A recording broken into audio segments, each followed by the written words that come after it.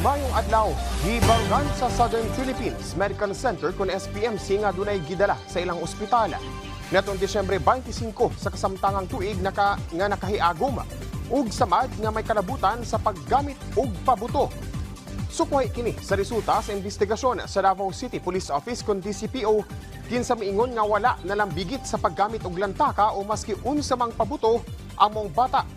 Sa gipagulang nga statement sa DCPO, ilang na-identify, natultulan o personal nga nakahinabi ang pamilya sa biktima nga gingong nakaangkon og samad tungod sa pabuto nga hugtanong ginabawal sa syudad. Subay sa Firecracker Ban Ordinance nga 23 katuig nang ginapatuman sa Dakbayan. Gibutyag sab sa DCPO nga ang naangkon sa bata.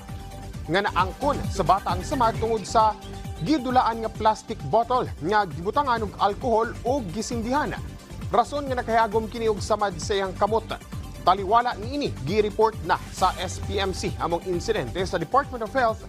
Sanglit gikonsidera sa SPMC nga homemade fireworks ang hinungdan sa nahiaguman nga samad sa bata.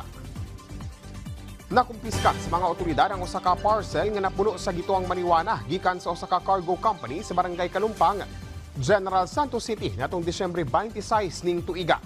Nasayran nga unang nadakpan sa Lagaw Police Station si alias Nick.